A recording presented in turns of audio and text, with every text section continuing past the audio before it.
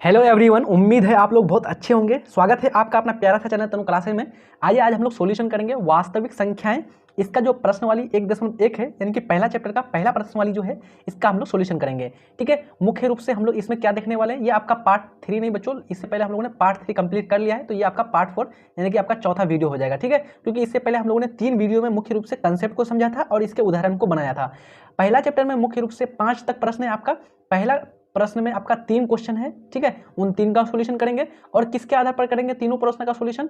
तो हम लोगों ने जो आपका कंसेप्ट पढ़ा था, चरण वाला कंसेप्ट पढ़ा था, चरण 1 चरण 2 इस प्रकार से बनाया था ना, जितने भी प्रश्न इसी के आधार पर बना लेंगे। ठीक है, और प्रश्न संख्या 2 3 4 और 5 जो है इसको हम लोग बना लेंगे बच्चों स्थिति के आधार पर, यानी कि जो स्थिति 1 स्थिति 2 यानी कि जब मान रहे थे ना, यदि r बराबर 0 हो जाए, यदि r बराबर 1 हो जाए, तो इस प्रकार से हम लोग बना लेंगे, तो हमारा जो है सारा प्रश्न आपका सॉल्यूशन आसानी से हो जाएगा। तो यहाँ पर जो है मुख्य रूप से एक जो पहला प्रश्न मैं आपको अच्छी तरह से सॉल्यूशन करके देता हूँ, उसके बाद दूसरा प्रश्न आप लोगों को अपने से सॉल्यूशन करना है, सारा चीज देखिएगा। ठीक है, तो आइए स्टार्ट करते हैं पहले आज के सेशन को अच्छी तरह से। क्वेश्चन देखिएगा, पहला प्रश्न कह रहा है, पहला क्वेश्चन, यूक्लिड विभाजन एल्गोरिथम का प्रयोग करके एचसीएफ यानी कि आपका मॉसो महत्तम समापवर्तक ज्ञात कीजिए। इसमें 3 प्रश्न है, 145 और 225 का, दूसरा में है 196 और 38,220 का, तीसरा में 867 और 255 का। ठीक है, यहाँ पर मुख्य रूप से ध्यान देने योग्य बात यह है बच्चों, जो पहला प्रश्न है ये आपका 2012 में पूछा है और दूसरा जो प्रश्न है ये आपका 2017 और 2021 में आया हुआ है। ठीक है, ये आपको समझ में आ गया होगा कि इंपॉर्टेंस तो जरूर है, यहाँ से आपका प्रश्न आपका बार बार आता है। ठीक है, 3 प्रश्न आप सोचिए, दोनों प्रश्न आपका आया हुआ है, इस प्रश्न को छोड़ देता है।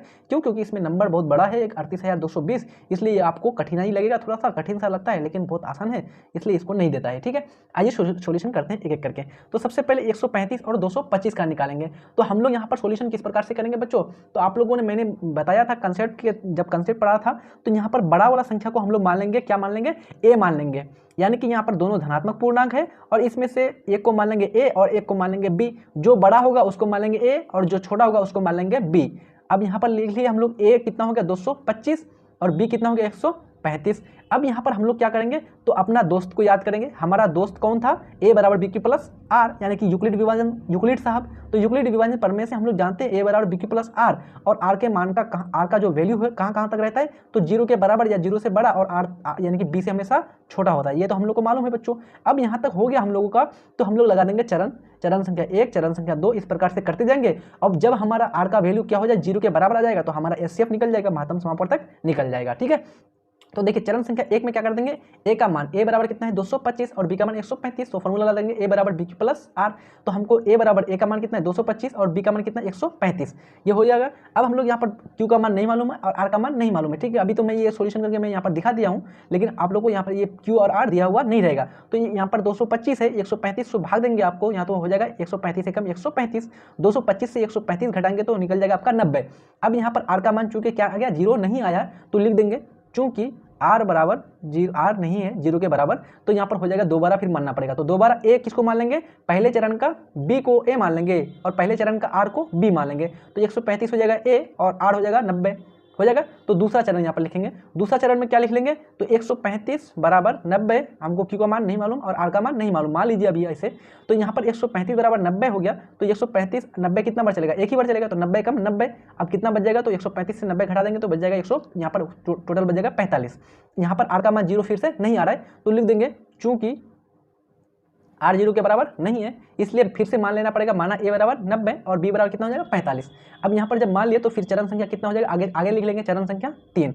तो चरण संख्या 3 में हो जाएगा 90 बराबर कितना हो जाएगा बच्चों, तो 45 गुना क्यू हो जाएगा, यानी कि ए बराबर बी क्यू प्लस आर। तो ए 90 हो गया और बी 45 हो गया, और यहाँ पर क्यू की जगह कितना देंगे, तो 45 दूना 90, 2 से लग रहा है तो 2 हो गया, तो 90 से 90 चल जाएगा, 0 हो जाएगा कैंसिल, मतलब कि आर शेषफल 0 हो गया।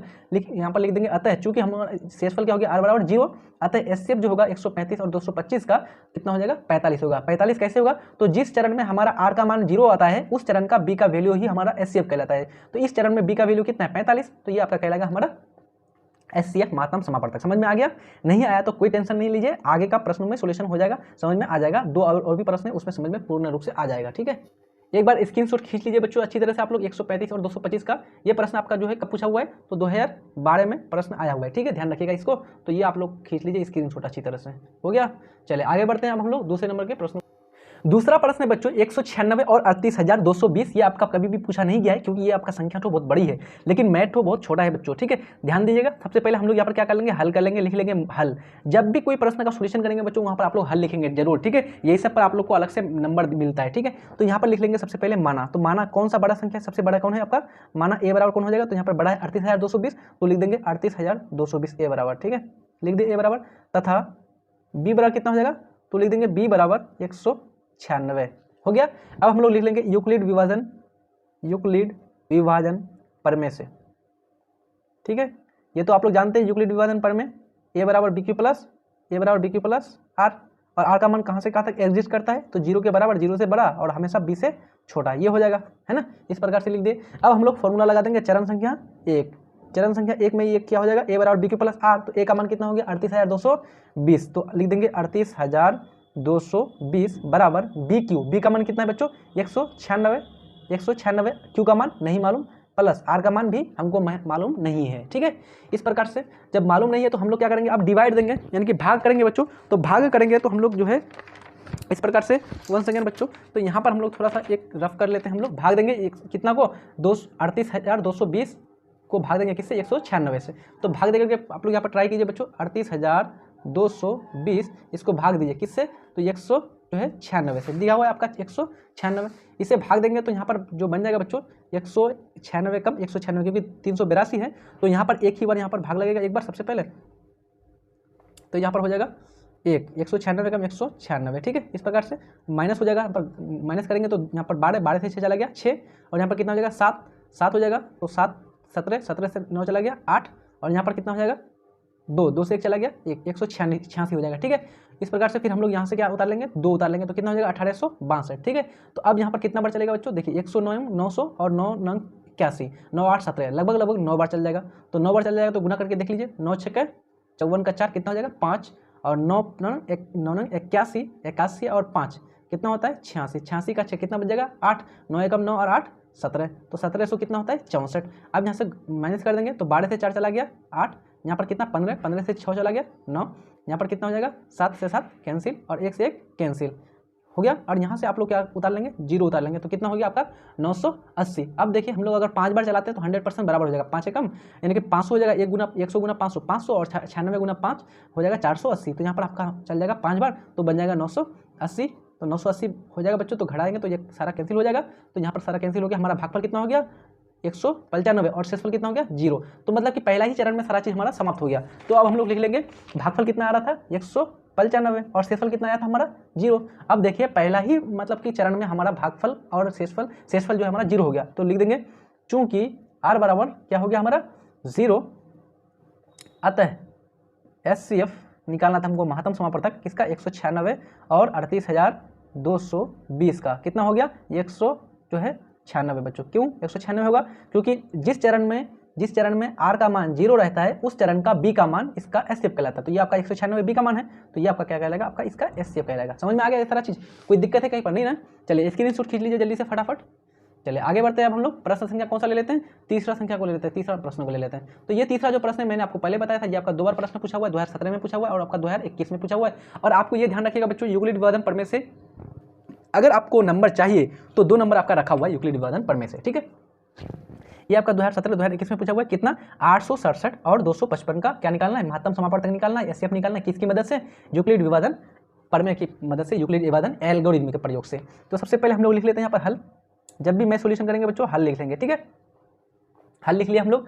अब हल लिख लिए तो यहाँ पर क्या करना है आप लोगों को, पहले मानना है जो बड़ी संख्या उसको मान लेंगे a और जो छोटी संख्या उसको मान लेंगे b। तो माना a बराबर कौन बड़ा है 867 बड़ा है 867, और b कौन हो जाएगा 255 हो जाएगा, ठीक है। ये लिख लिए। हम लोग जानते हैं किससे, यूक्लिड विभाजन प्रमेय से। तो लिख लेंगे यूक्लिड विभाजन प्रमेय से a बराबर pq प्लस r हो जाता है, और जो है मुख्य रूप से r का मान कहाँ से कहाँ तक, तो 0 से बड़ा या बराबर और b से हमेशा छोटा होता है। ये हम लोगों ने कर दिया, ठीक है। अब हम लोग क्या करेंगे, तो चरण लेंगे एक एक करके और बनाते जाएंगे। तो चरण 1, ठीक है, बहुत ही आसान है बच्चों, एक एक करके चरण लेते जाइएगा, बार बार आप लोग प्रयोग करते जाइएगा। तो चरण संख्या 1 में a बराबर b Q plus r, a का मान कितना है 867, और बराबर बी क्यू प्लस, बी का मान कितना है बच्चों 255, क्यू का मान नहीं मालूम, आर का मान नहीं मालूम।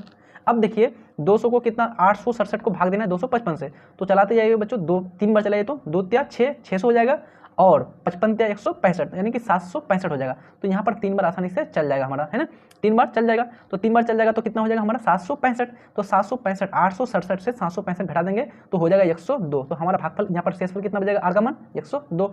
तो लिख देंगे चूंकि हमारा आर का मान 0 आया, क्या नहीं आया ना, चूंकि आर बराबर 0 नहीं है इसलिए फिर से मान लेंगे, माना। तो माना यहाँ पर क्या होगा, ए का मान और बी का मान कितना होगा जल्दी बताइए। तो यहाँ पर जो आपका चरण 1 में जो बी का मान है वो बन जाएगा ए, तो 255 हो जाएगा, और चरण 1 में जो आर का मान है वो हो जाएगा बी, तो 102 हो जाएगा। अब यहाँ पर अगला चरण हो जाएगा, चरण संख्या कौन सा ले लेंगे, तो चरण संख्या लिख लेंगे 2। तो चरण संख्या 2 में ए बराबर बी क्यू प्लस आर, तो ए का मान कितना है बच्चों 255 बराबर बी का मान कितना है 102 है ना, 102 यहाँ पर, क्यू का मान नहीं मालूम, आर का मान नहीं मालूम है, कोई दिक्कत नहीं है।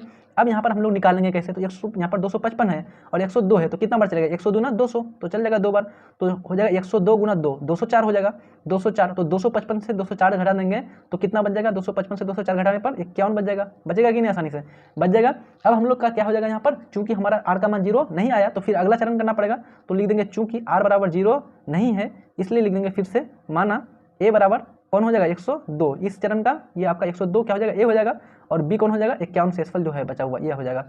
यहाँ पर लिख देंगे चरण 3, चरण 3 में फिर क्या हो जाएगा, तो चरण 3 में फिर करेंगे ए बराबर बी क्यू प्लस आर, तो ए का मान कितना है बच्चों 102, तो लिख देंगे 102 बराबर बी क्यू पर बी का मान 51 और क्यू का मान नहीं मालूम प्लस आर का मान नहीं मालूम।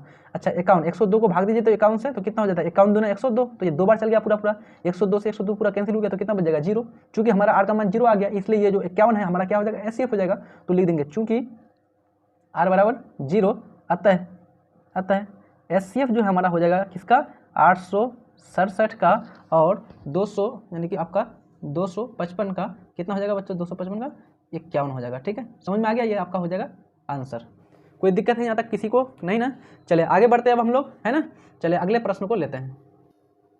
ये प्रश्न है आपका बच्चों दूसरा नंबर का प्रश्न है। ये प्रश्न कह रहा है आपका दर्शाइए कि कोई भी धनात्मक विषम पूर्णांक 6q + 1 या 6q + 3 या 6q + 5 के रूप का होता है जहां q कोई क्या है पूर्णांक है। बहुत ही आसान है और मैंने जो है उदाहरण संख्या 3, 4, 5 में जो बनाया था प्रश्न, इसी प्रकार के प्रश्न का बनाया था एनसीईआरटी का, जो आपका उदाहरण बताया था। ठीक है, लेकिन यहाँ पर कोई दिक्कत नहीं, आप लोग को नहीं देखे हैं वो वीडियो तो कोई दिक्कत नहीं, प्ले लिस्ट में वैसे अपलोड है, आप लोग जाकर के देख सकते हैं, और नहीं भी देखेंगे तो यहाँ पर सारा चीज़ समझ में आ जाएगा। अगर आप लोग चैनल में नए हैं तो प्लीज़ सब्सक्राइब कर दीजिए दोस्त एक बार अच्छी तरह से, और आप लोग शेयर भी कर दीजिएगा, लाइक अगर अच्छा लग रहा है वीडियो तभी लाइक कीजिए, कोई नहीं तो कोई ज़रूरत नहीं है। ठीक है, हमको धनात्मक कोई भी पूर्णांक लेना है और उसको दिखा देना है 6q + 1 के रूप का, 6q + 3 के रूप का, 6q + 5 के रूप का, तब जब आपका ये हो जाएगा विषम पूर्णांक। ठीक है, तो आइए इसका सोल्यूशन करना शुरू करते हैं। तो लिखते हैं हल। सबसे पहले हम लोग मान लेते हैं, हमेशा इसमें मान लेंगे बच्चों, माना ए कोई क्या है पूर्णांक है, कैसा पूर्णांक है तो धनात्मक पूर्णांक है, मान लिख देंगे माना कोई धनात्मक पूर्णांक है। ठीक है, हो गया पूर्णांक। अच्छा पूर्णांक है तो बी का मान कितना होगा देखिए, तो बी का मान किस रूप में देखिए, तो 6q + 1, 6q + 3, 6q + 5, तो यहाँ पर q के साथ कौन आ रहा है 6 आ रहा है, q के साथ 6 आ रहा है, q के साथ कौन आ रहा है बार 6 आ रहा है, तो 100% ये 6 क्या कहलाएगा आपका, ये 6 ही जो क्या है आपका, ये 6 आपका कहलाएगा b, है ना, ये आपका क्या कहलाएगा बच्चों b कहलाएगा। तो इसलिए जो है आपका यहाँ पर b का मान कितना हो जाएगा 6 हो जाएगा। ठीक है, ये आपका b का मान 6 हो गया। अब हम लोग क्या लिख लेंगे, तो हम लोग लिख लेंगे बच्चों यूक्लिड विभाजन प्रमेय से, तो लिख देते हैं यूक्लिड, जल्दी बताइएगा इसका फॉर्मूला क्या होता है यूक्लिड विभाजन प्रमेय का। यूक्लिड विभाजन प्रमेय से क्या हो जाएगा a बराबर b q + r हो जाएगा, और r का मान कहाँ से कहाँ तक, r का मान 0 से बड़ा या बराबर और b से हमेशा छोटा होता है ना, ये तो मालूम है आप लोगों को, कोई दिक्कत नहीं यहाँ तक किसी को भी। चले आगे बढ़ते हैं। अब हम लोग यहाँ पर क्या होगा, तो यहाँ पर लिख लेंगे अतः जो r है वो कहाँ से, उसका वैल्यू क्या क्या होगा बच्चों, तो हम लोगों का जो b का वैल्यू है उससे कम होगा, तो हम लोग का हो जाएगा 0 या 1 या 2 या फिर 3 भी होगा, 4 होगा या फिर आपका 5 होगा, लेकिन 5 से ज़्यादा होगा क्या, नहीं होगा। 6 कभी भी नहीं होगा, क्यों, क्योंकि b का मान हमारा 6 है, तो और हमेशा b का मान यानी कि r का जो मान होना चाहिए हमेशा b से छोटा होना चाहिए, तो हमारा b 6 है, तो 6 से छोटा क्या होता है पूर्ण संख्या यानी प्राकृतिक संख्या 5, तो यहाँ पर हो जाएगा 5, कोई दिक्कत नहीं है। चले आगे बढ़ते हैं। अब हम लोग एक एक स्थिति को लेते जाएंगे और दर्शाते जाएंगे, तो लिखते हैं हम लोग स्थिति 1, तो कितना स्थिति बन जाएगा यहाँ पर, 1 स्थिति, 2 स्थिति, 3 स्थिति, 4, 5, 6 स्थिति बन जाएगी। ठीक है, तो थोड़ा सा आप लोग को अच्छी तरह से पेशेंस के साथ बैठ के रखना है और आप लोग को एक एक स्थिति करके आप लोग भी मेरे साथ कॉपी में बना सकते हैं। ठीक है, तो स्थिति 1 में क्या होगा बच्चों, स्थिति 1 में ले लेंगे यदि r बराबर कितना हो जाए, यदि r बराबर 0 हो जाए, यदि r बराबर 0 हो जाए तो हम लोग का हो जाएगा स्थिति में यदि r बराबर 0 तो बन जाएगा a बराबर bq प्लस r, a बराबर b का मान कितना है 6, अभी हमने बताया था 6, तो 6q प्लस r का मान कितना हो गया 0, तो इसमें 0 जोड़ दिया तो a बराबर कितना होगा बच्चों 6q। अब देखिए इस 6 को हम लोग क्या लिख सकते हैं, 2 गुना 3q लिख सकते हैं क्या, तो ये हमेशा कैसा होगा, सम पूर्णांक हो जाएगा। ये कैसी संख्या हो जाएगी, सम संख्या हो जाएगी, यानी कि आपका हो जाएगा सम पूर्णांक यानी कि सम संख्या। ठीक है, तो ये आपका नहीं होगा। अच्छा, अब हम लोग आगे अगला लेते हैं स्थिति, क्योंकि हमारा तो टोटल आपका अभी 6 स्थिति है, तो स्थिति संख्या 2 ले लेते हैं। दूसरी स्थिति ले लेते हैं। दूसरी स्थिति में क्या होगा, यदि r बराबर क्या हो जाएगा बच्चों 1 हो जाएगा। यदि r बराबर 1 हो जाए तो मुख्य रूप से a बराबर bq प्लस r, तो b का मान कितना 6 और q प्लस r का मान कितना ले लेंगे 1 ले लेंगे। देखिए 6q प्लस 1, कोई भी संख्या लीजिए, q की जगह कोई भी संख्या लीजिए और उसमें आप लोग 1 जोड़ दीजिए, उसको 6 से गुना करके 1 जोड़ दीजिए तो 100% एक विषम संख्या ही आएगा। जैसे q की जगह मैं ले लेता हूँ 2, 2 कैसी संख्या है, एक सम संख्या है, 2 गुना 6 कितना हो गया 12, 12 प्लस 1 कितना हो गया 13, एक कैसी संख्या विषम संख्या है। अगर मैं q की जगह जो है q की जगह मैं ले लेता हूँ 5, तो 5 एक विषम संख्या है, 5 गुना 6 बराबर 6 5 30 और उसमें एक जोड़ देता हूँ 31 हो जाएगा कैसी संख्या विषम संख्या। तो q की जगह कोई भी संख्या लेंगे तो हमेशा कैसी संख्या यहाँ पर प्राप्त होगी, विषम संख्या, तो लिख देंगे विषम पूर्णांक या विषम संख्या लिख लीजिए, विषम संख्या ही होगा बच्चों हमेशा। ठीक है, ये लिख लीजिएगा। चले आगे बात करते हैं हम लोग जो है स्थिति 3, तीसरी स्थिति को दर्शाते हैं हम लोग। तो तीसरी स्थिति में क्या लेंगे, यदि r का मान कितना हो जाए तो लिख देंगे यदि r बराबर कितना हो जाए 2 हो जाए। एक तक हम लोग देख लिया, तो अब हम लोग क्या लेते हैं, यदि r बराबर 2 हो जाए, तो यदि r बराबर 2 हो जाता है तो a बराबर bq प्लस r, तो a बराबर b का मान कितना है 6 और q प्लस r के जगह कौन हो जाएगा बच्चों 2 हो जाएगा। अब आप लोग देखिए 6q की जगह कुछ भी लीजिए, उसको 6 से गुना कीजिए और मुख्य रूप से उसमें 2 जोड़ दीजिए तो हमेशा आपको सम संख्या प्राप्त होगा। ठीक है, देखिए q की जगह मान लेते हैं मैं लेता हूँ 2, तो 2 गुना 6 कितना होता है 12, 12 प्लस 2 कितना होता है 14, सम संख्या हुआ कि नहीं। q की जगह ले लीजिए 3, 3 गुना 6 18, 18 में 2 जोड़ दीजिए कितना हो गया 20, यानी कि हमेशा ये आपका सम संख्या प्राप्त होगा। तो लिख देंगे हम लोग सम पूर्णांक। समझ में आया। चले आगे बात करते हैं। अब हम लोग स्थिति संख्या कौन सा ले लेते हैं, 4 ले लेते हैं। अब तक हम लोग का एक ही स्थिति में जो है सम संख्या प्राप्त हुआ है, तो स्थिति ले लेते हैं चौथी स्थिति। तो चौथी स्थिति में क्या हो जाएगा बच्चों, यदि r का मान कितना हो जाए, यदि r बराबर 3 हो जाए हमारा, तो 3 हो जाए तो हम लोग का हो जाएगा a बराबर bq प्लस r, तो b का मान कितना है हमारा 6 और q प्लस r की जगह कितना है 3। अब यहाँ पर q का मान अलग, q का मान कुछ भी लीजिए और जोड़ करके देखिए ये कैसा प्राप्त हो रहा है। तो q की जगह मैं ले लेता हूँ 2, तो 2 गुना 6 12, 12 और 3 15, 15 कैसी संख्या विषम संख्या, सही है। q की जगह ले लेता हूँ 3, 3 गुना 6 18, 18 और 3 21, 21 कैसी संख्या विषम संख्या। q की जगह ले लेता हूँ मैं 10, 10 ठीक है 60, 60 30, 60 3 63 यानी विषम संख्या। तो हमेशा यहाँ पर प्राप्त होगा आपको विषम पूर्णांक। तो हमारा 2 स्थिति में जो है विषम पूर्णांक प्राप्त हो गया। एक स्थिति हो गया आपका r बराबर 3 पर और एक स्थिति हो गया आपका r बराबर 1 पर। ठीक है, चले अगली स्थिति ले लेते हैं। स्थिति कौन सी 5, यानी कि 5वीं स्थिति हम लोग ले लेते हैं। इसमें ले लेते हैं यदि r बराबर कितना हो जाए, तो यदि r बराबर हो जाए आपका 4। ठीक है, यदि r बराबर हम लोग 4 को लेते हैं तो क्या होता है, तो हम लोग का यहाँ हो जाएगा a बराबर bq प्लस, b का मान कितना है 6 और q प्लस 4, यानी कि r का मान 4 हो गया। अब देखिए बच्चों कोई भी संख्या ले लीजिए q की जगह और 6 से गुना कीजिए, उसमें 4 जोड़ दीजिए तो कौन सी संख्या प्राप्त होती है। तो q की जगह मैं ले लेता हूँ 2, 2 गुना 6 12, 12 और 4 16, सम संख्या हुआ कि नहीं, 16 सम संख्या है। q की जगह लेता हूँ 3, 3 6 18, 18 और 4 22, सम संख्या हो गया। q की जगह ले लेता हूँ 10, 10 6 60, 60 चौक 64, सम संख्या हो गया। तो 100% यहाँ पर आपका कैसी संख्या प्राप्त हो रही है, बराबर सम संख्या प्राप्त हो रही है, तो लिख देंगे सम पूर्णांक। ठीक है, चलिए अगली स्थिति ले लेते हैं। स्थिति कौन सी ले लेते हैं हम लोग, छठी, यानी कि जो लास्ट स्थिति है आपका, लास्ट वाला अंतिम वाला, उसको ले लेते हैं। तो ये आपका अंतिम स्थिति हो गया आपका छठी स्थिति। तो यहाँ पर ले लेते हैं यदि r बराबर कौन सी हो जाएगा, यदि r बराबर आपका 5 हो जाए, 5 हो जाएगा तो a बराबर bq प्लस r, b का मान कितना है 6 और q प्लस r का मान कितना हो जाएगा बच्चों 5। अब देखिए यहाँ पर कुछ भी कॉमन नहीं आएगा, तो q का मान में कुछ भी ले लीजिए, q बराबर ले लीजिए 2, तो 2 गुना 6 कितना 12, 12 और 5 17, कैसी संख्या विषम संख्या। q की जगह ले लीजिए 3, 3 गुना 6 18, 18 और 5 23, विषम संख्या। q की जगह ले लीजिए 10, 10 गुना 6 60, 60 और 5 65, विषम संख्या। तो हमेशा विषम पूर्णांक प्राप्त होगा, तो लिख देंगे हम लोग यहाँ पर विषम पूर्णांक। अब आप लोग देखिए, कंक्लूजन कीजिए, पूरा हम लोगों ने 6 स्थिति निकाल लिया। अब आप लोग देखिए बच्चों, कौन कौन सा स्थिति में आप लोग का जो है विषम पूर्णांक प्राप्त हो रहा है। तो यहाँ पर आप लोगों का ऊपर से देखिए तो स्थिति 1 में क्या प्राप्त हुआ था, समपूर्णांक प्राप्त हुआ था, जबकि हमको क्वेश्चन क्या बोला था, क्वेश्चन बोल रहा था कि 6q+1 के रूप में दर्शाइए, 6q+3 के या 6q+5। तो देखिए जहाँ जहाँ पर 6q+1 आ रहा है, तो देखिए दूसरी स्थिति पर ध्यान दीजिएगा, तो 6q+1 आ रहा है, तो ये ठीक होगी आपका हमारा स्थिति। और अच्छा, तीसरा स्थिति, चौथा स्थिति देखिए, a बराबर 6q+3, ये भी आपका विषम पूर्णांक आ रहा है। और एक आ गया आपका लास्ट में 6q+5, ये भी आपका विषम पूर्णांक। तो आता है जो भी आपका विषम पूर्णांक का जो रूप होगा बच्चों, वो किस रूप में होगा, चाहे तो 6q+1 के रूप का होगा, या फिर आपका 6q+3 के रूप का होगा, या फिर आपका 6q+5 के रूप होगा। ठीक है, तो लिख देंगे अतः कोई भी धनात्मक विषम पूर्णांक, या फिर लिख देंगे कोई भी धनात्मक विषम पूर्णांक का रूप, यानी कि किसी भी धनात्मक विषम पूर्णांक का रूप किस प्रकार का होगा, तो हमेशा हो जाएगा 6q+1 या 6q+3 या 6q+5 के रूप का होता है। ठीक है, समझ में आया ये सारा चीज़, कोई दिक्कत है यहाँ पर नहीं ना। तो ये आपका दूसरा नंबर का प्रश्न आसानी से आप लोगों का हल हो गया। तो आप लोग जो है खुशियाँ मनाइए और जो है स्क्रीनशॉट खींच लीजिए, आप लोग अपने कॉपी में नोट डाउन भी कर लीजिएगा। ठीक है, अच्छी तरह से, बहुत गजब तरीके से समझा रहा हूँ बच्चों, आप लोगों को कहीं पर भी दिक्कत नहीं आनी चाहिए। ठीक है, जल्दी से आप लोग लास्ट तक बने रहिएगा, पूरा चैप्टर समाप्त कर देंगे। 1.1 का जितना भी प्रश्न है सारा सोल्यूशन कर देंगे। जल्दी से आप लोग स्क्रीनशॉट खींच लीजिए, हो गया, सारा स्थिति का खींच लीजिए, आप लोग लास्ट तक खींच लीजिए। चलिए आगे बढ़ते हैं हम लोग, अब बढ़ते हैं तीसरे प्रश्न की तरफ। तीसरा प्रश्न को पढ़ते हैं पहले अच्छी तरह से, उसके बाद इसका सॉल्यूशन करते हैं। थोड़ा सा लंबा है बच्चों, लेकिन पढ़िएगा अच्छी तरह से, समझ में आ जाएगा सारा चीज़। मेरे साथ है, आप लोग को डर नहीं लगना है। ठीक है, कभी भी डरिएगा नहीं, जो डरता है वही आपका क्या होगा, हारेगा। ठीक है, इस दुनिया से डरना नहीं है। आगे तीसरा नंबर का प्रश्न पहले पढ़ के सुना देता हूँ अच्छी तरह से। किसी परेड में 616 सदस्यों वाली एक सेना की टुकड़ी को 32 सदस्यों वाली एक आर्मी बैंड के पीछे मार्च करना है। गजब का है बच्चों, आप लोग तो बहुत खुश हो गए होंगे बैंड बाजा सुन करके, है ना। मार्च करना है, दोनों समूहों को समान संख्या वाले स्तंभों पर मार्च करना है। उन स्तंभों की अधिकतम संख्या क्या है जिसमें वे मार्च कर सकते हैं। अब यहाँ पर समझने का प्रयास कीजिएगा। अब मैं यहाँ पर आपको पहले समझाता हूँ, उसके बाद बनाता हूँ प्रश्न को। ये आपका कह रहा है कि टोटल जो है आपका 616 क्या है, आपका आर्मी है, यानी कि आपका सेना है।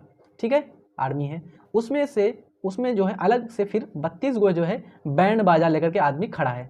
बैंड बाजा लेकर के है बच्चों, कितना, 32 आदमी है।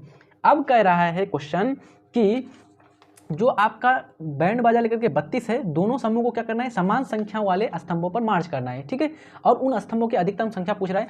तो यहाँ पर किस प्रकार से वो लोग मार्च करेंगे कि जो है समान संख्या रहेगा। तो यहाँ पर जो है जितना भी 32 लोग हैं, बैंड बाजा लेकर के, बैंड लेकर के ये लोग इस प्रकार से मार्च करेगा, और ये लोग जो अलग अलग प्रकार के स्तंभ बनाएगा। तो इस पंक्ति में प्रत्येक पंक्ति में कितना आदमी अधिकतम संख्या रखा जाए, ताकि ये लोग क्या रहे, समान रह जाए और जो है मार्च कर सके। तो इसके पीछे ये लोग, आप लोग का बैंड बजा लेकर के है 32 गो आदमी, और इसके पीछे क्या करना है, सेना लोग मार्च करेगा। ठीक है, सेना लोग यानी कि जो भी आपका आर्मी है वो लोग, सेना लोग मार्च करेगा। आप लोग जब जाते हैं बच्चों, कभी 15 जनवरी पर, कभी इंडिपेंडेंस डे पर जाया कीजिए, कहीं पर भी स्कूल में या बड़े मैदानों में, गांधी मैदान में, पटना में गांधी मैदान पर स्पेशल रूप से आपका झांकियाँ निकलती है 15 अगस्त और 26 जनवरी को। कभी मौका मिलता है तो जाकर के देखा कीजिए, वहाँ पर जो है बैंड बाजा लेकर के बहुत धूम धमाके से बनाया जाता है। ठीक है, तो समझ में आया ये सारा चीज, इस प्रकार से आप लोग का करेगा। तो यहाँ पर क्या करना पड़ेगा हम लोगों को, दोनों दलों के स्तंभों की अधिकतम संख्या निकालनी पड़ेगी, अधिकतम होना चाहिए। तो अतः अभिष्ट अधिकतम संख्या हमको ज्ञात करना पड़ेगा। तो आइए हम लोग करते हैं इसका हल। तो सबसे पहले लिखते हैं बच्चों, दोनों दलों के स्तंभों की, थोड़ा सा ये लिखना है बच्चों आपको, स्तंभों की संख्या कैसी रहे, हम लोगों का समान हो जाना चाहिए, है ना, समान। उसके बाद तथा अधिकतम होना चाहिए। एक तो पूछ रहा है कि समान होना चाहिए, और दूसरा पूछ रहा है कि अधिकतम होना चाहिए। यही सब चीज़ यही सेम टू सेम क्वेश्चन हम लोगों ने जो उदाहरण संख्या 4 में बनाया था, हम लोग को, मुझे याद है, जो है उदाहरण संख्या जो 4 या 5 था आपका, इससे पहले एनसीईआरटी का जो, उसमें बनाया था। ठीक है, अब यहाँ पर अधिकतम संख्या क्या होनी चाहिए, समान होना चाहिए, अधिकतम होना चाहिए संख्या। तो लिख देते हैं अधिकतम होनी चाहिए। ठीक है, तो अतः यहाँ पर हम लोग जो उसके लिए निकालेंगे, अतः अभिष्ट अधिकतम स्तंभों की संख्या, अधिकतम स्तंभों की संख्या बराबर क्या निकालेंगे बच्चों, तो इसका जो संख्या निकालेंगे ना, मतलब कि हम लोग मौसो निकालेंगे। मौसो किसका, तो टोटल है आपका 32 बैंड बोला, और 616 आपका सेना है। इसका अगर हम लोगों ने मौसो निकाल लिया तो हमारा जो है आसानी से क्या निकल जाएगा, अधिकतम स्तंभों की संख्या निकल जाएगा। ठीक है, तो आइए अब हम लोग इसका सोल्यूशन कैसे करेंगे। तो अब आ गया बात महत्तम समापवर्तक पर, तो आप लोग तो आसानी से सोल्यूशन कर सकते हैं, जल्दी से करके दिखाइए। तो चरण वाला चीज मेथड को लेकर के हो जाएगा आसानी से। देखिए तो हम लोग क्या करेंगे सोल्यूशन में, सबसे पहले मान लेंगे इसमें माना कौन बड़ा है कौन छोटा है। तो यहाँ पर है 616 बड़ा है, लिख देंगे माना ए बराबर कितना हो जाएगा 616 और बी बराबर कितना हो जाएगा बच्चों आपका 32 हो गया 32। अब हम लोग क्या करेंगे चरण संख्या ले लेंगे, यूक्लिड विभाजन प्रमेय से तो जानते ही, अब उतना लिखने की जरूरत नहीं है। चरण संख्या ले लेंगे एक में कितना हो जाएगा बच्चों, तो 616 ए बराबर बी क्यू प्लस आर, तो 616 बराबर बी क्यू, बी का मान कितना है 32, क्यू का मान नहीं मालूम प्लस आर का मान नहीं मालूम। ठीक है, अब हम लोग यहाँ पर गुना करते हैं, तो कितना से गुना करेंगे तो आपका 32 जो है यहाँ पर चलेगा। तो मुख्य रूप से 32 को यहाँ पर आप भाग दीजिएगा बच्चों 616 को 32 से, तो यहाँ पर आ जाएगा आपका 19, देकर के भाग देकर के देखिएगा तो 19 आ जाएगा और यहाँ पर बच जाएगा आपका शेषफल 8 बच जाएगा, यानी कि आपका टोटल जो है 608 आएगा इसका, यानी कि 32 को 19 से गुना करेंगे तो 608 आएगा और 8 हमारा शेषफल बच जाएगा। जब यहाँ पर शेषफल बच जाएगा तो फिर आगे हम लोग का यहाँ पर आर का मान 0 नहीं आया, तो ये लिख देंगे चूंकि आर बराबर हमारा 0 नहीं है इसलिए लिख देंगे अतः, फिर से लिख देंगे माना ए बराबर कितना हो जाएगा 32 हो जाएगा, ये आपका बी ए बन जाएगा और आर जो है आपका बी बन जाएगा, तो आर बराबर यानी कि बी बराबर कितना हो जाएगा 8 हो जाएगा। तो दूसरा हम लोग क्या करेंगे, दूसरा संख्या में यानी कि चरण संख्या हो जाएगा हमारा 2, तो दूसरा चरण में हो जाएगा हमारा बच्चों ए बराबर, ए का मान कितना है 32, ए बराबर B Q plus R, B का मान कितना है 8 और क्यू का मान नहीं मालूम, आर का मान नहीं मालूम, तो 32 8 भाग दीजिए तो 8 चुका 32 हो गया, 32 से 32 चल जाएगा 0, तो यहाँ पर हो गया शेषफल 0 लिख देंगे, चूंकि आर बराबर क्या हो गया 0 अतः जो है एचसीएफ निकला महत्तम समापवर्तक बच्चों, वो कितना निकल गया दोनों का 32 और 616 का कितना हो गया, तो 616 का कितना हो गया 8, तो ये हो गया आपका अभिष्टम अधिकतम संख्या। तो लिख देंगे अतः अभिष्ट स्तंभों की अधिकतम संख्या, अभिष्ट स्तंभों की संख्या लिख देंगे या अधिकतम संख्या भी लिख देंगे तो चल जाएगा। स्तंभों की संख्या बराबर कितनी हो जाएगी 8 हो जाएगी इसका आंसर। समझ में आ गया ये सारा चीज़, कोई दिक्कत है इसमें, कोई परेशानी नहीं ना, समझ में आ गया सारा चीज़। चलिए जल्दी से आप लोग स्क्रीनशॉट कीजिए, तो पहले प्रश्न को सबसे पहले ले लीजिए, आप लोग के पास तो मैथ बुक होगा ही बच्चों क्या, चलिए इसका सोल्यूशन आप लोग ले लीजिए, लिए फटाफट स्क्रीनशॉट खींच लीजिए, नोट डाउन कर लीजिए, नोट डाउन करने चाहते हैं तो चलिए आगे बढ़ते हैं हम लोग चौथे नंबर की प्रश्न की तरफ। अगला प्रश्न है चौथे नंबर का, यूक्लिड विभाजन प्रमेयिका का प्रयोग करके दर्शाइए कि किसी धनात्मक पूर्णांक का वर्ग यानी स्क्वायर किसी पूर्णांक m के लिए 3m या 3m+1 के रूप का होता है, ये हमको दर्शाने के लिए बोल रहा है बच्चों। ठीक है, तो आइए फिर इसका हम लोग सोल्यूशन करते हैं अच्छी तरह से, बहुत ही आसान है और उसी तरह से जिस प्रकार से एक एक स्थिति को लेकर के हम लोग करते हैं उसी प्रकार से इसका भी हम लोग करने वाले हैं। तो सबसे पहले हम लोग मान लेते हैं, माना ए कोई धनात्मक पूर्णांक है या ए कोई एक धनात्मक पूर्णांक है, लिख लीजिए आसानी से फटाफट, ए कोई धनात्मक पूर्णांक है, लिख दिए। अच्छा, अब जब ये धनात्मक पूर्णांक हो जाएगा तो b का मान कितना हो जाएगा, तो तथा b बराबर कितना होगा बच्चों, तो हम लोग को दर्शाने बोला 3m या 3m+1, तो m के साथ कौन है यहाँ पर, q के साथ जो आ रहा था वही b हो रहा था, तो यहाँ m के साथ कौन है 3 है, तो ये 3 आपका क्या हो जाएगा b हो जाएगा, तो 3 यानी कि b बराबर कितना हो जाएगा 3 हो जाएगा।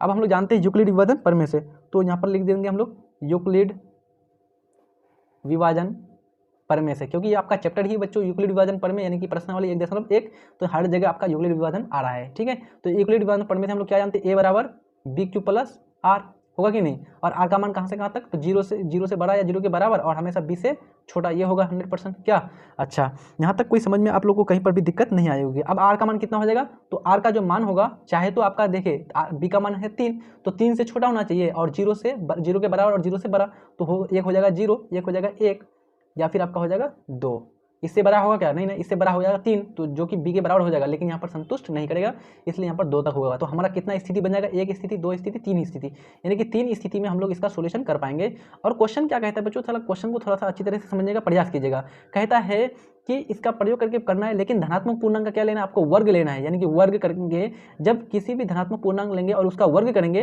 तो उसका जो वर्ग का जो रूप होगा ना, तो चाहे तो 3m का रूप होगा चाहे 3m+1 का रूप होगा, यानी कि अगर आप कोई भी धनात्मक पूर्णांक a मान रहे हैं तो a का अगर वर्ग करेंगे चाहे तो 3m के रूप का होगा या फिर आपका 3m+1 के रूप का होगा। ठीक है, तो आइए कैसे होगा, एक एक स्थिति लेकर के दर्शाते हैं हम लोग। तो लेते हैं हम लोग स्थिति 1, पहली स्थिति हो गया, पहली स्थिति में हम लोग लिख देंगे क्या बच्चों, यदि r बराबर कितना हो जाए, यदि r बराबर 1 हो जाए, यदि r बराबर 1 हो जाए तो a बराबर b क्यू प्लस आर, तो a बराबर b का मान कितना है आपका 3 है, यानी कि ए आर बराबर कितना लेंगे, पहले जीरो ले लेंगे बच्चों, सॉरी बच्चों यहाँ पर आपका पहले जीरो ले लेंगे। तो ए बराबर बी क्यू प्लस आर, तो बी का मान कितना है आपका 3 है, तो 3 क्यू और प्लस आर, आर में जीरो यानी कि प्लस में जीरो जोड़ेंगे तो जो जीरो ही रह जाएगा, है ना, कोई दिक्कत है इसमें नहीं ना।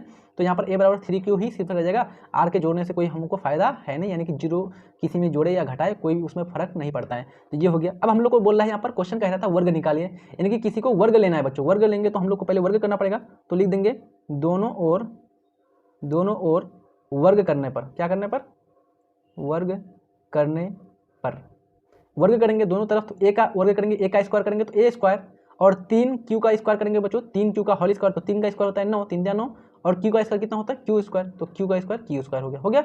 अच्छा ए स्क्वायर बराबर कितना होता है, तो हम लोग यहाँ पर हो गया 9 स्क्वायर, 9 क्यू का स्क्वायर, तो इस 9 को क्या लिख सकते हैं हम लोग, 3 गुना 3 क्यू स्क्वायर लिख सकते हैं क्या, यानी कि इससे हमने क्या कर लिया, 3 कॉमन ले लिया, तो 3 3 9 और 9 क्यू स्क्वायर, फिर वही हो जाएगा सेम टू सेम, है ना। अब यहाँ से हमको 3 कॉमन लेने से फायदा ये हुआ बच्चों कि यहाँ पर मुख्य रूप से हम इसको इस तरह से दर्शा सकते हैं, ए स्क्वायर बराबर 3 गुना, इसको हम लोग क्या मान लेंगे, एम मान लेंगे, क्या मान लेंगे, एम, जहाँ एम का मान कितना होगा, तो 3 क्यू स्क्वायर होगा। आया समझ में कुछ, बहुत ही आसान है, बहुत ही गजब तरीके से यहाँ पर हम आपको सॉल्यूशन करा के दे रहे हैं बच्चों। इस प्रकार से सॉल्यूशन कोई भी नहीं कराने वाला है, ठीक है। तो एक स्क्वायर बराबर कितना हो गया 3m, क्यों, क्योंकि ये आपका 3 रख दिए, और 3 क्यू स्क्वायर जो था इसको हम लोग एक नया संख्या मान लीजिए, क्यों m मान लिए, और उस m को किसको माने m, तो 3 क्यू स्क्वायर को, इस 3 क्यू स्क्वायर को, ठीक है। ये हो गया आपका 3m, तो पहला आ गया आपका हमारा 3m के रूप का। अगर हम लोग अब स्थिति दूसरा को लेकर के देखते हैं तो क्या होता है, तो ले लेते हैं स्थिति दूसरी, यानी कि दूसरा स्थिति है आपका। तो दूसरी स्थिति में क्या हो जाएगा, यदि आर का मान कितना हो जाए, 1 हो जाए, तो 1 हो जाएगा, तो ए बराबर बी क्यू प्लस आर, तो बी का मान कितना था, बच्चों देखिए 3 था, है ना। तो ए बराबर बी क्यू यानी कि 3 क्यू प्लस आर, आर के जगह कौन हो जाएगा, 1 हो जाएगा, है ना, हो गया 1। अब हम लोग क्या करेंगे, यहाँ पर आप लोग फिर से दोबारा स्क्वायर करेंगे, तो वर्ग करने पर लिख देंगे फिर दोनों ओर वर्ग करने पर, तो वर्ग कर दीजिए, वर्ग करने पर, तो ए का स्क्वायर तो ए स्क्वायर हो जाएगा, और 3 क्यू प्लस 1 का क्या हो जाएगा, 1 का होल स्क्वायर हो जाएगा, होगा कि नहीं। अच्छा ए स्क्वायर का ए स्क्वायर रह जाएगा, और अच्छा यहाँ पर क्या हो जाएगा, ए प्लस बी का होल स्क्वायर, फॉर्मूला दे दीजिए, फॉर्मूला क्या हो जाएगा, a square plus B square plus 2ab, तो ए स्क्वायर की जगह 3 9 का स्क्वायर यानी कि 9 Q square plus B square यानी कि 1 का स्क्वायर 1 प्लस 2ab, तो 2a की जगह कौन है 3 क्यू, तो 3 दूना 6 क्यू, और 1 से गुना कीजिए तो 1 ही रहेगा, तो 6 क्यू हो जाएगा बच्चों, कोई दिक्कत है यहाँ पर नहीं ना। अच्छा अब हम लोग क्या करेंगे, ए स्क्वायर बराबर यहाँ पर क्या कर लेंगे हम लोग 9 क्यू स्क्वायर और 6 क्यू, इसमें से हम लोग क्या कर लेंगे 9 क्यू स्क्वायर और 6 क्यू में से हम लोग यहाँ पर 3 क्यू कॉमन ले लेंगे, किसको लेंगे कॉमन, 3 यानी कि 3 को कॉमन ले लेंगे बच्चों, ठीक है। 3 को कॉमन ले लेंगे ताकि हमारा वहाँ पर कुछ रूप से क्या हो जाएगा, कॉमन आने से हमारा आसानी हो जाएगा। तो 3 को अगर कॉमन लेते हैं तो 3 3 9, तो हमारा कितना बचेगा बच्चों, 3 को कॉमन ले लेते हैं हम लोग यहाँ पर, तो हो जाएगा 3 3 9, तो 3 हो जाएगा, और क्यू का क्यू स्क्वायर रह जाएगा, और प्लस यहाँ से भी कॉमन लिए थे 3, तो यहाँ से 3 दूना 6, 2 बच जाएगा, और यहाँ पर क्यू बच जाएगा, और प्लस में इधर कौन रहेगा, बाहर में 1 हो जाएगा, बाहर में कौन है आपका 1 हो जाएगा। तो अब हम लोग क्या हो जाएगा बच्चों, ए स्क्वायर बराबर 3, इसको हम लोग क्या मान लेते हैं, इसको हम लोग मान लेते हैं m, तो 3m, और प्लस में जो बाहर था ये हो जाएगा आपका 1 का 1 ही 1। तो यहाँ देखिए ए स्क्वायर बराबर 3m प्लस 1, हमारा क्वेश्चन में कह रहा था ए स्क्वायर बराबर 3m प्लस 1, इसको तो हम लोगों ने पहले देखा था पहला चरण में, दूसरा चरण में 3m प्लस 1 आया, तो इसी प्रकार से यहाँ पर भी देखिए ए स्क्वायर बराबर 3m प्लस 1, जहाँ पर लिख देंगे, जहाँ m बराबर क्या है, तो m बराबर किसका वैल्यू है 3 क्यू स्क्वायर प्लस 2 क्यू, तो लिख देंगे 3 क्यू स्क्वायर प्लस 2 क्यू। आया समझ में बच्चों, कोई दिक्कत है यहाँ पर, और क्यू क्या होगा, क्यू हमेशा एक पूर्णांक होगा, कोई दिक्कत नहीं है यहाँ पर किसी प्रकार की। चलिए आगे बढ़ते हैं और हम लोग ले लेते हैं स्थिति 3, यानी कि तीसरी स्थिति को दर्शाते हैं। तीसरी स्थिति में क्या होगा, यदि आर बराबर कितना हो जाए 2 हो जाए, यानी कि आर का मान शेषफल कितना हो जाए 2 हो जाए, तो यहाँ पर तीसरी स्थिति में हो जाएगा ए बराबर B Q plus R, B का मान कितना है आपका 3 है, 3 क्यू प्लस आर का मान 2 हो गया। चलिए अब आप लोग क्या करेंगे, वर्ग लेने बोला है तो वर्ग कर देंगे दोनों तरफ, तो लिख देंगे दोनों और वर्ग करने पर, कहीं पर भी समस्या आप लोग को नहीं आ रही होगी बच्चों, है ना, तो वर्ग कर रहे हैं, तो वर्ग करेंगे तो ए का स्क्वायर ए स्क्वायर बराबर 3 क्यू प्लस 2 का होल स्क्वायर हो जाएगा, फिर से होल स्क्वायर कर देंगे, होल स्क्वायर ए प्लस बी का होल स्क्वायर तो आप लोग जानते हैं, तो ए स्क्वायर बराबर 3 क्यू का स्क्वायर, तो कितना 3 क्यू का होल स्क्वायर हो जाएगा, तो 3 3 9 Q square plus B square plus 2ab, तो बी स्क्वायर हो जाएगा 4, 2 का स्क्वायर 4 प्लस 2ab यानी कि 2a यानी कि 3 दूना 6, 6 दूना 12, तो 12 हो जाएगा आपका क्यू, 12 क्यू हो गया, है ना, कोई दिक्कत है यहाँ पर नहीं ना। अच्छा आप लोग देखिए यहाँ पर ए स्क्वायर बराबर इसको लिख सकते हैं 9 Q square plus 12 Q, 1 second बच्चों नहीं दिखाई पड़ रहा है आप लोग को, देखिए थोड़ा सा एडजस्ट कीजिए। ए स्क्वायर बराबर क्या लिख लिया हम लोगों ने 9 क्यू स्क्वायर, और यहाँ पर लिख दिए 12 क्यू प्लस ये 4 जो है, इस 4 को हम लोग लास्ट में लिख दिए, ठीक है। इस 4 को हम लोग क्या लिख सकते हैं, 3 प्लस 1 लिख सकते हैं क्या, 3 प्लस 1 से क्या हो जाएगा, 4 बन जाएगा, बनेगा कि नहीं। इसका हम लोग कुछ फायदा ले लेंगे ताकि इसको तोड़ दिए तो 4 को हम लोग 3 प्लस 1 लिख सकते हैं कि नहीं लिख सकते हैं, लिख सकते हैं आसानी से। तो ए स्क्वायर बराबर, अब हम लोग इतना लिख सकते हैं, 3 को कॉमन ले लेते हैं, यहाँ से क्या ले लेते हैं, 3 को कॉमन ले लेते हैं। तो 3 जो कॉमन ले लेंगे तो यहाँ पर कितना हो जाएगा, 3 3 9 3, और यहाँ कितना हो जाएगा क्यू स्क्वायर, 3 क्यू स्क्वायर और 3 चौका 12, तो 4 क्यू हो जाएगा। और प्लस यहाँ से भी 3 कॉमन ले लिए तो यहाँ पर हो गया 1, देखिए इसलिए कॉमन ले रहे थे बच्चों। और बाहर में कौन बचेगा 1, इससे तो कॉमन नहीं लिया था हम लोगों ने, तो इसको बाहर ही रहने दिए, ठीक है। अब देखिए कॉमन लेने से फायदा ये हो गया कि ए स्क्वायर बराबर 3, इसको हम लोग क्या मान लेंगे, m मान लेंगे, तो m हो गया 3m प्लस 1 हो गया। तो देखिए a बराबर फिर से आपका 3m प्लस 1, फिर से वही रूप आ गया जो हम लोगों का जस्ट अभी ऊपर आया था a स्क्वायर बराबर 3m प्लस 1, जहाँ पर m का मान क्या आ रहा था 3q प्लस 2q, लेकिन यहाँ पर जो m का मान हो अलग होगा थोड़ा, तो जहाँ पर लिख देंगे m बराबर कितना होगा 3q प्लस पूरा लिख दीजिए 3q square plus 4q plus 1, है ना, ये इसका वैल्यू हो जाएगा m का। तो इस प्रकार से हमारा जो है m जो वर्ग का जो रूप है बच्चों वो किस किस रूप में आया, तो पहला आया 3m प्लस 1, दूसरा में भी यानी कि आपका दूसरा स्थिति में भी आपका वही आया था 3m प्लस 1, और पहला स्थिति में क्या आया था आपका 3m के रूप का आ गया था। तो यहाँ पर कोई भी अगर धनात्मक पूर्णांक आप लोग ले रहे हैं और उस धनात्मक पूर्णांक का बच्चों अगर आप लोग क्या निकालते हैं, वर्ग निकालते हैं, उस धनात्मक पूर्णांक का वर्ग निकालते हैं, तो हमेशा किसके रूप में होगा, चाहे तो 3m का रूप का होगा या फिर आपका 3m प्लस 1 के रूप का होगा। समझ में आ गया ये सारा चीज़, कोई दिक्कत है कहीं पर नहीं ना।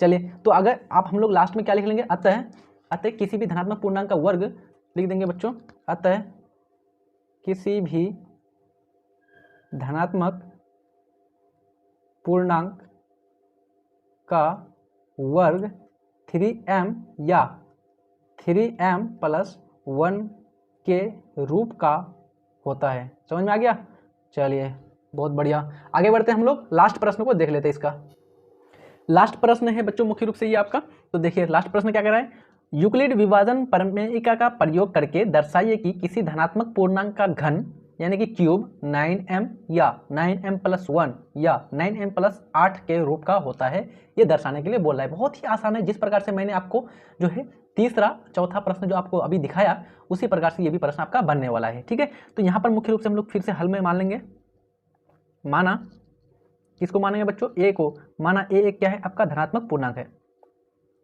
ए एक धनात्मक पूर्णांक है तथा b बराबर कितना होगा जल्दी बताइए, तो b बराबर हो जाएगा आपका 9। देखिए b बराबर 9m प्लस 1 9m प्लस 8, तो m के साथ कौन है 9 है, तो यहाँ पर 9 हो जाएगा। अगर हम लोग 9 को लेते हैं बच्चों तो मुख्य रूप से हमारा स्थिति बन जाएगा 9 गो स्थिति बन जाएगा, 0 से लेकर के 8 तक, 0 1 2 3 4 5 6 7 8 तक 9 स्थिति, और 9 स्थिति को दर्शाते दर्शाते हमारा हालत खराब हो जाएगा बच्चों। इसलिए हम लोग क्या करते हैं, इसको थोड़ा सा शॉर्ट में बना दिया जाए। तो यहाँ पर हम लोग जो है 9 का स्क्वायर, 9 किसका स्क्वायर होता है बच्चों, वर्ग किसका होता है 3 का, तो 3 का वर्ग आसानी से हो जाता है 9। तो यहाँ पर हम लोग ले लेते हैं b बराबर 3, यहाँ पर आसानी से हम लोग का 2 3 4 स्थिति में हमारा समाप्त हो जाएगा, ठीक है।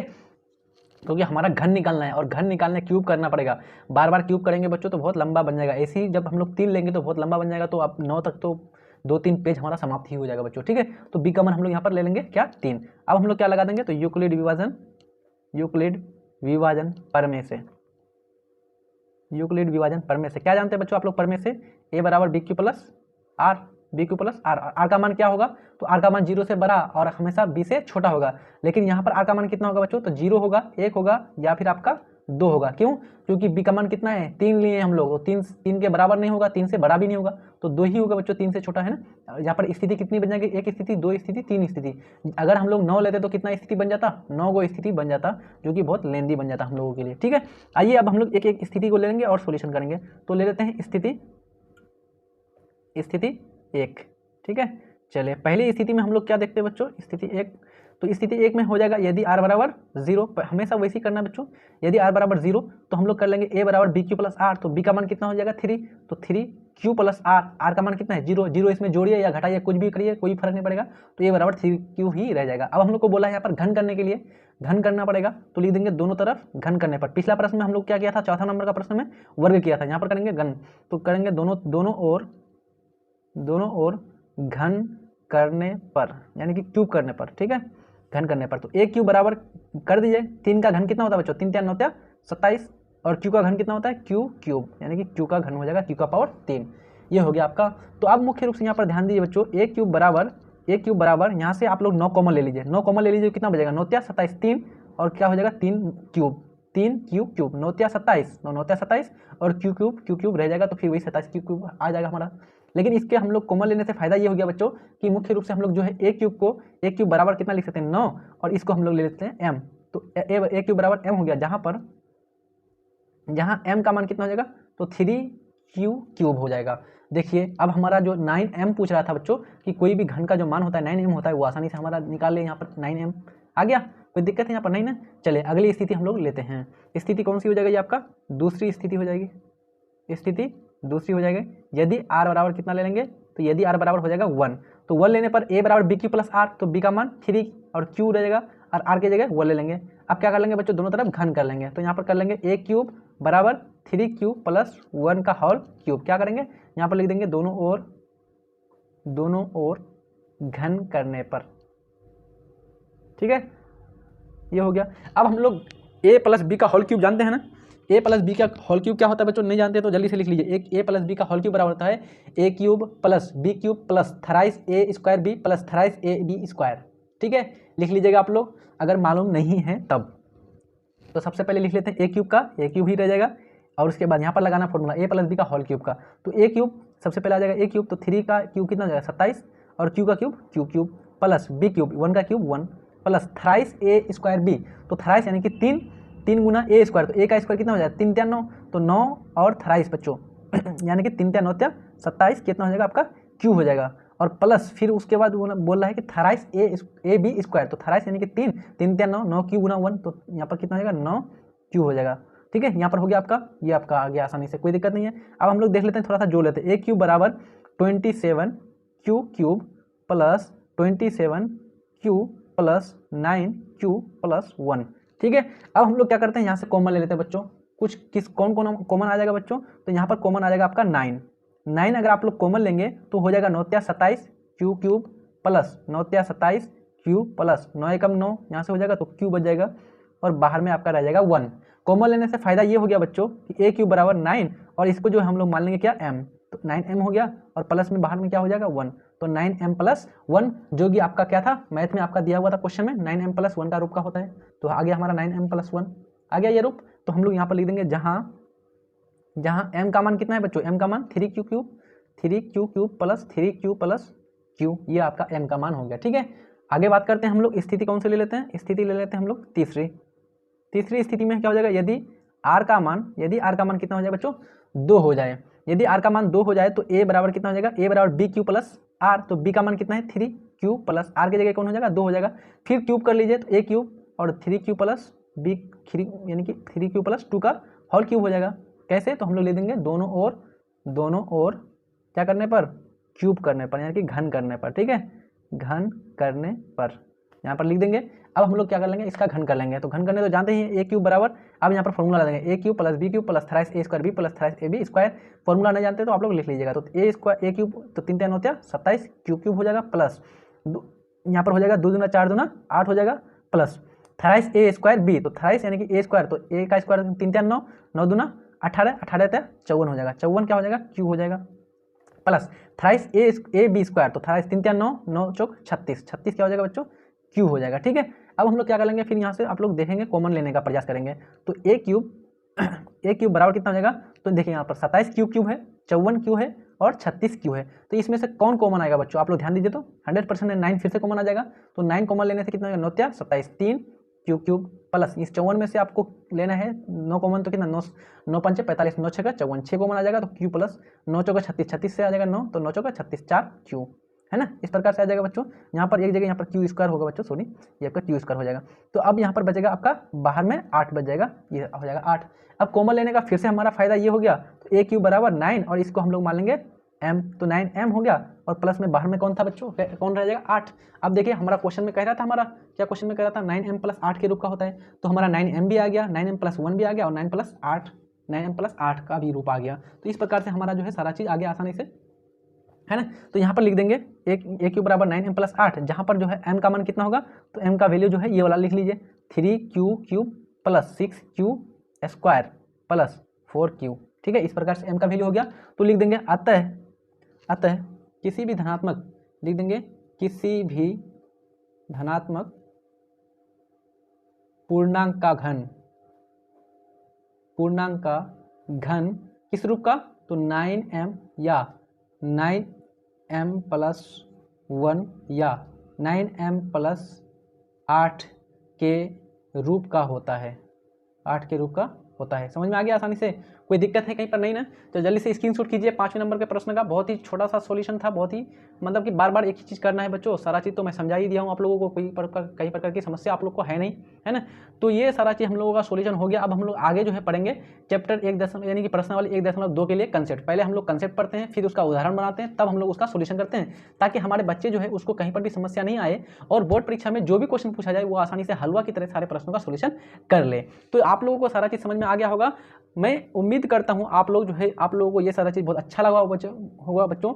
आप लोग अगर चैनल में नए हैं तो प्लीज़ मैं आपसे रिक्वेस्ट करूंगा कि सब्सक्राइब कर लीजिए। आप लोग अपने दोस्त यार को जरूर शेयर कीजिएगा। अगर वीडियोस आप लोग को अच्छा लग रहा है तो आप लोग एक बार लाइक जरूर